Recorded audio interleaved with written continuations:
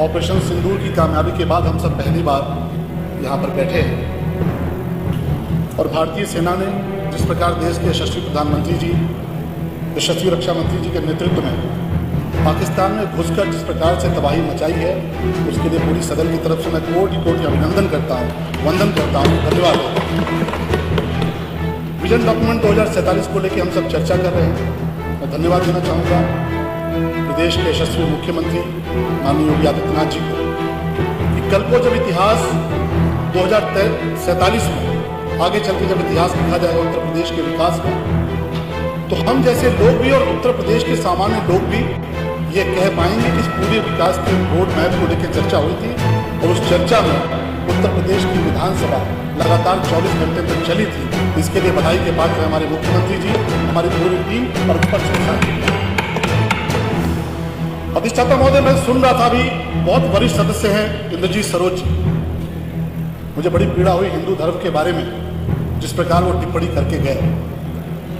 यह स्वीकार है महोदय, हर किसी को मौका मिलता है और खासतौर पे हमारे विपक्ष के साथी, उनको तो जैसे मौके की तलाश रहती है कि हिंदू धर्म के बारे में कुछ भी अनाप शनाप बोल सके। एक दल ने जब देश में सत्ता संभाली, हिंदू आतंकवाद की फर्जी कहानी कर दी, साध्वी प्रज्ञा के साथ क्या क्या अत्याचार किया, कर्नल पुरोहित के साथ क्या क्या अत्याचार किया, साधु संतों के साथ क्या क्या अत्याचार किया, और उसका खामियाजा, उसका पाप ऐसा भुगतना पड़ा कि देश की जनता ने दिल्ली में भी और लखनऊ में हमेशा के लिए विपक्ष में बैठा दिया, और इसके बावजूद अभी तक चेते नहीं है। मैं सुन रहा था इंद्रजीत सरोज जी को, अरे अगर आपको लगता है कि आप इतना ही बोल सकते हैं तो जरा किसी और मजहब के बारे में बोलकर देखिए कि हिंदू धर्म सहिष्णु है, हिंदू धर्म बहुत उदार है। आप आते हैं कुछ भी कह के चले जाते हैं। मैं तो आदरणीय माता प्रसाद पांडे जी को सुन रहा था कि शायद ये टोकेंगे, हमारे पंडित अमिताभ वाजपेयी जी, आप कैसे सुन लेते हैं? हिंदू धर्म पर जिस प्रकार की टीका टिप्पणी वो करते हैं। आपने रामचरितमानस जलवाई, आपने डेंगू का, आपने मलेरिया का, अरे बैठो भाई सुनो, आपने हिंदू धर्म को बार बार हमला करने का प्रयास किया, लेकिन किसी और मजहब के बारे में अगर बोला होता तो कन्हैया लाल बना दिए गए होते। ये आप नोट कर लीजिए। ये हिंदू धर्म जो इतना उदार है और आप बार बार बात करते हैं दलितों की, पिछड़ों की। आप कैसे भूल जाते हैं अयोध्या के मोहित खान को? अयोध्या का मोहित खान आपको याद है कि नहीं याद है? जिस मोहित खान ने दलित बेटी के साथ, जो कि नाबालिग बच्ची थी, जिसको यह भी नहीं पता था कि दुनियादारी क्या होती है, उस दलित बेटी के साथ, दलित बच्ची के साथ बार बार बलात्कार किया गया, बार बार अत्याचार किया गया, बार बार गुनाह किया गया। और उस दलित बच्ची को अगर किसी ने न्याय दिलाने का काम किया तो उत्तर प्रदेश के यशस्वी मुख्यमंत्री आदरणीय योगी आदित्यनाथ जी ने किया। आप तो उसके आंसू पोंछने भी नहीं गए, आपके अयोध्या के सांसद तो उससे मिलने भी नहीं गए। समाजवादी पार्टी के लोग ये जानते हुए कि दलित बेटी के साथ बलात्कार हुआ है, वो नाबालिग बच्ची थी, उसको पता भी नहीं कि उसके साथ क्या हुआ। जब डॉक्टर के पास गई, डॉक्टर ने बताया कि बच्ची प्रेग्नेंट है, तब ये पता चला कि उसके साथ इतनी बड़ी हैवानियत हुई है। लेकिन सामने हैवानियत करने वाला हैवान मोहित खान था, इसलिए समाजवादी पार्टी खामोश हो। आप नाम देख के, अपराधियों का नाम देख के, गुनाहगारों का नाम देख के आप तय करते हैं कि आपको किसके साथ खड़ा होना। प्रतापगढ़ के भीतर दलित बेटी की हत्या कर दी जाती, हत्या करने वाला कट्टरपंथी है, समाजवादी पार्टी खामोश हो जाती। और इसलिए हम कहते हैं कि उत्तर प्रदेश में जाति और धर्म देखकर कोई कार्रवाई नहीं होती। जो बेगुनाहों पर गोली चलाता है, उत्तर प्रदेश में योगी जी के राज में वो गोली खाता है, उसको मिट्टी में मिलाया जाता है। और इसलिए मान्यवर, आज जिस विषय पर हम लोग चर्चा कर रहे हैं, मैं बड़े गर्व के साथ आज कह सकता हूं कि हम लोग देवरिया से चलते थे और लखनऊ राजधानी तक आने में हमको 7-7 घंटे लग जाते थे, 8-8 घंटे लग जाते थे। आज हम बड़े आराम से अपने देवरिया से निकलते हैं, गोरखपुर लिंक एक्सप्रेस वे पकड़ते हैं, पूर्वांचल एक्सप्रेस वे पकड़ते हैं, और माननीय योगी जी की सरकार की कृपा है कि 3.5 घंटे के भीतर देवरिया से चल के हम लखनऊ पहुंच जाते हैं। उत्तर प्रदेश आज एक्सप्रेस वे प्रदेश के नाम पर जाना जा रहा है।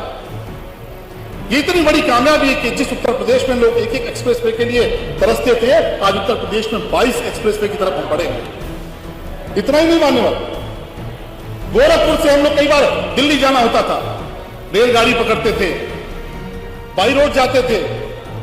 आज उत्तर प्रदेश की यशस्वी सरकार ने वो व्यवस्था दी है कि हम लोग देवरिया से निकलते हैं, 40 मिनट में गोरखपुर एयरपोर्ट पर आते हैं और गोरखपुर एयरपोर्ट से हमें फ्लाइट मिलती है, हम 45 मिनट के भीतर दिल्ली पहुंच जाते हैं। ये योगी जी की सरकार की देन है। ये बदलता हुआ उत्तर प्रदेश है। माननीय प्रधानमंत्री जी ने जिस विकसित भारत की परिकल्पना की है, उसके साथ अगर कोई कंधे से कंधा मिलाकर चल रहा है, वह उत्तर प्रदेश है, तेजी से बढ़ता हुआ उत्तर प्रदेश है। मैं सुन रहा था भाई संग्राम जी को बड़े चिंतित थे, विद्यालयों को लेकर बड़े परेशान थे। संग्राम भाई, आपने संस्कृति स्कूल, आपको याद होगा, और नहीं याद होगा तो मैं याद दिलाना चाहता हूं। उत्तर प्रदेश की राजधानी में एक स्कूल की स्थापना की गई। दिल्ली में बहुत बड़ा स्कूल है, संस्कृति स्कूल। उस स्कूल की खूबी यह है कि वहां केवल आईएएस अफसरों के बच्चे पढ़ते हैं। उस संस्कृति स्कूल की तर्ज पर उत्तर प्रदेश की राजधानी में समाजवादी पार्टी की सरकार में लखनऊ में एक संस्कृति स्कूल स्थापित किया गया, जिसकी शर्त थी कि अगर आईएएस का बेटा होगा तो संस्कृति स्कूल में एडमिशन पाएगा। लेकिन योगी जी ने अटल आवासीय स्कूल खोला, जिसका शर्त है कि मजदूर का बेटा होगा तो एडमिशन पाएगा। ये अंतर है आपकी सोच का, हमारी सोच में। आप संस्कृति स्कूल आगे लेकर बढ़ते हैं, जिनके पीछे पूंजीवादी हैं, जिनके पीछे नौकरशाह हैं, जिनके पीछे बड़े बड़े लोग हैं। आज माननीय योगी जी की सरकार संस्कृति स्कूल की जगह जगह अटल आवासीय स्कूल बना रही, मुख्यमंत्री कंपोजिट विद्यालय बना रही।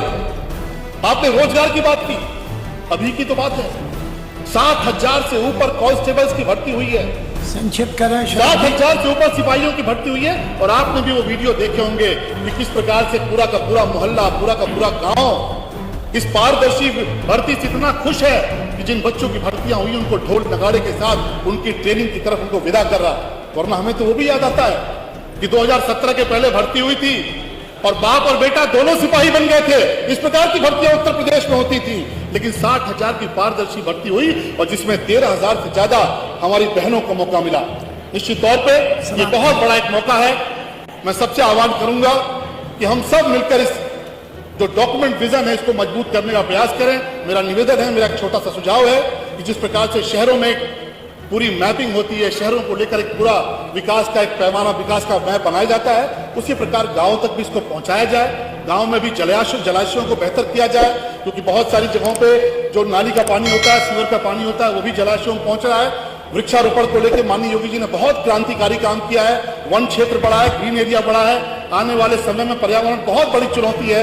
हम सबको इसको युद्ध स्तर पर चलाकर हमारा जो पर्यावरण है उसको बेहतर करने का प्रयास करना चाहिए। डॉक्यूमेंट विजन 2047 को मेरी बहुत शुभकामनाएं।